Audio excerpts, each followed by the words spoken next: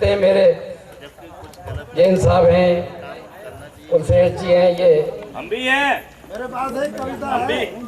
नहीं मुझे मालूम है मेरी बिरादरी के कई लोग हैं ये, क्योंकि पागल हम अकेले ही थोड़े हैं।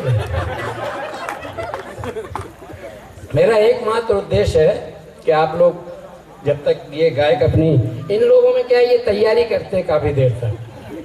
हाँ तो इनको लगाना है, वो सुर लगाते हैं, अपने को कोई सुर नहीं, क्योंकि अपन सुर में है ही नहीं।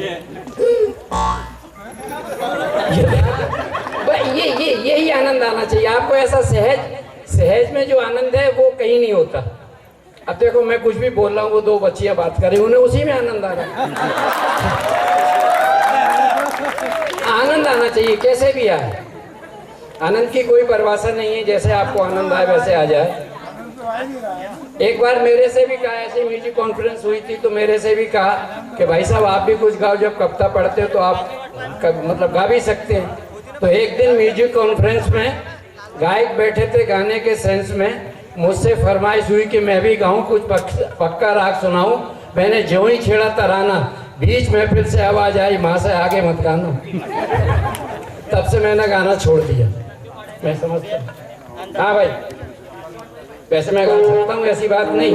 मेरी हिम्मत ये है कि मुझे गाना नहीं आता फिर भी मैं गा सकता हूँ। मैं एक छोटी सी पैरोडी सुनाऊंगा।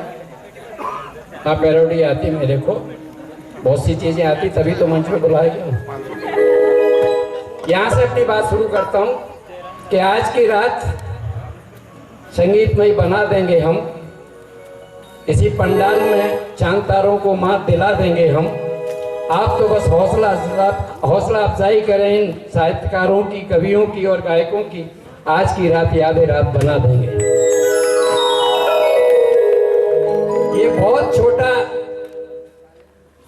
छोटा मेरी निगाह में, भीड़ की दृष्टि से बहुत छोटा प्रोग्राम है। मैं 20-30 हजार की भीड़ में काम करता हूँ, लेकिन इतने पढ़े लिखे लोग उस भीड़ में नहीं मिलते। इसलिए मुझे ये भीड़ जो है ना लाखों के बराबर है, और मैं कहीं भी प्रोग्राम करूंगा भीड़ यहीं से ले जाऊंगा। सबसे पहले मैं एक वंदना पढ़ना चाह रहा हूँ, अगर आप लोग तालियों से हौसला अफजाई कर देंगे तो बढ़ा दूंगा। ओम जय पत्नी देवी, ओम जय पत्नी देवी, काय को करती उसका खड़ा हुआ सेवी। ओम जय पत्नी देवी, बच्चे तेरे मैं खिलाऊं और तुझे नहलाऊं, और तुझे नहलाऊं, और तुझे नींद ना आए तब तक मैं ना सो पाऊं। ओम जय पत्नी देवी, ओम जय पत्नी देवी, तेरी खातिर पेंट न बने लाऊं मैं साड़ी, लाऊं मैं साड़ी, और तुझको पाउडर लाता हूँ, चाहे बने नहीं गाड़ी। ओम जय पत्नी, ओम जय पत्नी देवी, चौथ के पहले करवा चौथ के पहले तीज मनाऊं, दे दूं सब तनख्वाह, दे दूं सब तनख्वाह, और जब तक मैं ना खाऊं तब तक तू ना खा। ओम जय पत्नी। जैन साहब को मैंने देखा बहुत धार्मिक हैं, इतनी पत्नी की सेवा शायद ही किसी ने की हो। मैं उनको धन्यवाद देता हूँ, कम से कम एक तो मेरी बिरादरी का मेला। यहाँ बच्चे भी हैं शायद, नहीं है? चलो आगे हो जाएंगे। हाँ जब बैठे तो हो ही जाएंगे, कोई खास बात नहीं। एक बार मैं गया, जैन साहब के बच्चे बड़े श्रेष्ठ बच्चे हैं साहब, जी के जैन साहब के बच्चे बड़े शिष्ट हैं। मैं गया इनके घर बाहर, तो दोनों बच्चे आपस में लड़ रहे थे। इनके बेटा क्या बात है, किस बात पे लड़ रहे हो? कि तुम अपने पिताजी को बुलाओ। बोले इसी बात पे तो झगड़ा कि मेरे पिताजी कहाँ हैं। बात को समझ लिया करो, हंस लिया करो, यही तो आनंद की बात है। अगर आप समझ नहीं पाएंगे तो मेरा यहाँ आना कोई मतलब नहीं रहेगा। एक बार क्या हुआ, मैं जो हूं ना, अब चलो कुल सेठ साहब को लपेट देता हूँ। हाँ, मैं कुल सेठ साहब के सर गया, इनके भी बच्चे बड़े संस्कारी थे। तो एक बच्चा जो है ना, एक साइकिल की हवा निकाल रहा था। तो मैंने कहा बेटा क्या ये, मैं गया तो मैंने कहा सर ये आपका बेटा है क्या साहब को इसकी हवा निकाला? नहीं नहीं, बोले ये तो बहुत सब लड़का है, मेरा लड़का तो वो जो आपकी मोटरसाइकिल की हवा निकाल रहा है। बहुत संस्कारित बच्चे हैं सर के। एक छोटी सी छड़का सुनाता हूँ मैं, ईमानदारी की बात है कि दोपहर में तो थोड़ा वो भी था, अभी मेरे पास कुछ मैटर भी नहीं है तो मैं थोड़ा ही बहुत सुना पाऊंगा, ज़्यादा इसलिए नहीं सुना पाऊंगा कि मैंने दोपहर बहुत सुना है, किसी ने 1 रुपया भी नहीं दिया। लेकिन खैर कोई बात नहीं, एक छोटी सी छड़का सुनाता हूँ कि व्यंग कैसे मिलता है।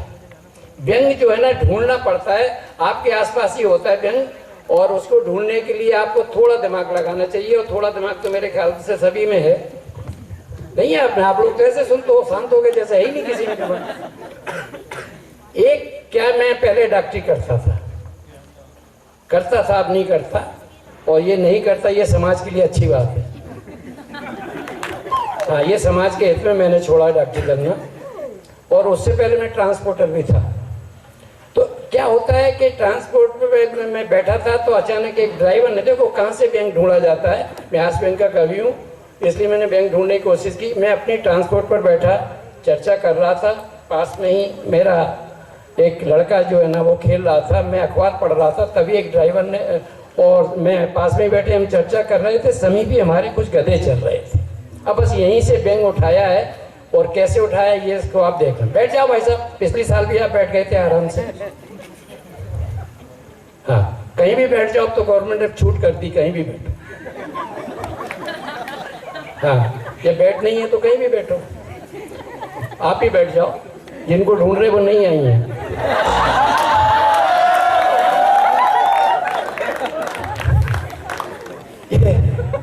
मैं वैसे ईमानदारी की बात बताऊं, बहुत धार्मिक व्यक्ति हूँ, लेकिन मैं बातें इसलिए ऐसी करता हूँ कि लोगों को हंसी आना चाहिए। हंसी बहुत बेशकीमती चीज़ है। ये माना जाता है कि हंसना जो है ना, कहते नहीं हर कुएं में मीठा जल कहाँ मिलता है, हर वृक्ष पे खाने को फल कहाँ मिलता है, बड़ी रहमत होती है उसकी, वरना हंसने का फल कहाँ मिलता है। हंसाना सबसे बेशकीमती चीज है, और इसीलिए मैंने सारी विधाओं को छोड़ के, जबकि मैं नौरस में कभी सम्मेलन के नौरस होते हैं, मैं नौरस में भी कविता लिखता हूँ, लेकिन ईमानदारी की बात है मैं हास रस में ही कविता पढ़ता हूँ, क्योंकि बाकी के नौरस वाले भी हंसने को ही चाहते हैं लास्ट में। तो जब लास्ट में मैं आना चाहते मैं उन्हें पहले ही पहुंचा देता हूँ। हाँ खींचो, मेरा फोटो भी अच्छा आता है। हाँ, लेकिन बहुत डर लगता है फोटो खिंचाने से। क्या हुआ, ये फोटो खींचेंगे, तारीफ होगी, अखबार में छपेगा फोटो, अखबार में फोटो छपेगा, वो अखबार रद्दी वाले को जाएगा, रद्दी वाला फिर उसको किसी और को बेचेगा। अच्छा, अचानक उसने किसी हलवाई को बेच दिया। अब हलवाई ने उसमें जलेबी तोली, जलेबी खाने वाले ने जलेबी कहीं फेंक दिया, पास में खड़ा था एक डॉगी। पता लगा कि मेरे पे वो जो करामात की है, तब से मेरे को डर लगता है कि फोटो तो खींचे लेकिन सही जगह से। तो मैं ये कह रहा था, क्या कह रहा था, ये है नहीं, आपसे गधा नहीं कहा। हाँ, ट्रांसपोर्ट पे गधे, गधों की बात सर को बहुत याद रहती है। देखिए, बातों में मजा लीजिए, आप कुछ भी कमेंट कीजिए। अब मैं सही बता रहा हूँ आपका कि मैं कोई कवि नहीं हूँ। मेरे मंच पे कई बार में ऐसी बात आती है, मेरे मंच पे बड़े जबरदस्त कवि बैठे होते हैं और मेरे को अचानक उन कवियों के बीच पेश कर दिया जाता है, तो मैं ये टिप्पणी कर देता हूँ, लोग हंसी आ जाती, जबकि टिप्पणी कुछ नहीं होती। मैं कहता हूँ ये जितने ही बैठे हैं बड़े जबरदस्त कवि हैं और मैं मात्र जबरदस्ती का कवि हूँ। तो हंसी तो कहीं से भी ढूंढ ली जाती है, बस ढूंढने की अकल चाहिए। तो मैं ट्रांसपोर्ट पर हम बैठे चर्चा कर रहे थे, समीप ही हमारे कुछ गधे चल रहे थे। तभी एक ड्राइवर ने आके हमसे कहा, लगता है सर आपको गधों से बड़ा प्यार है, जो अक्सर आपके पास मंडराते हैं। मैंने कहा श्रीमान आप ठीक फरमाते हैं, ये तो लोकल है, हमारे पास बाहर से भी आते हैं। तो यही व्यंग बन जाता। अब वो फिर उसने हमसे ज्वाइन करना चाहिए। एक और छोटी सी कविता सुना, आपकी गायक वाली कंपनी तैयार होगी है? मतलब उन्हें सुर भर लिए, यहाँ आके तो नहीं भरेंगे? हाँ नहीं होता कई बार, मैंने देखा ये बात। फिर वो अरे कब तक आया, वो कहते कभी इसको कभी उसको ऊपर, मतलब तैयार हो जाओ पहले से। लोगों पे टाइम कम है, ये सब डॉक्टर है, कंपाउंडर नहीं है इनमें कोई भी। बहुत बेशकीमती टाइम है इनका। ये नवस पकड़ने के पैसे लेते, सोच लो आप। अब उसमें कोई ये नहीं देखा जाता कि नवस लेडीज की जेंट्स की। हाँ अच्छा, तो मैं एक छोटी सी छड़का आपको सुनाता हूँ, तब तक आप लोग तैयार हो जाए। हम अपनी क्लिनिक पे बैठे चर्चा कर रहे थे, तभी समीप से एक लड़के ने मुझे चेक कराया। बहुत बारीकी से पकड़ना, बहुत अच्छा व्यंग है, व्यंग से ही बात की जाती है, व्यंग में ही मजा आता है। मैंने एक लड़के को चेक किया, उसका प्रिस्क्रिप्शन पर्चा बनाया और मैंने उससे कहा, बेटा तुम्हारा नाम? बोले राम कुमार दर्जी। मैंने कहा बेटा 10 महीने पहले आए थे तब कुछ और नाम बता रहे थे, आज कुछ और नाम बता रहे हो, क्या बात है, क्यों छुपा रहे हो? बोला सर हम कुछ भी नहीं छुपा रहे हैं, जो कुछ है सब सच सच बता रहे हैं। 10 महीने पहले हम राम कुमार वर्मा थे, उससे पहले शर्मा थे, उससे पहले लोहार थे, आज राम कुमार दर्जी, आगे मम्मी की मर्जी।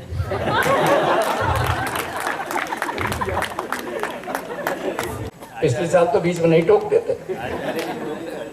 अरे अच्छा सर, उनसे मैं क्या कहूँगा, उन्होंने तो बुलवाया।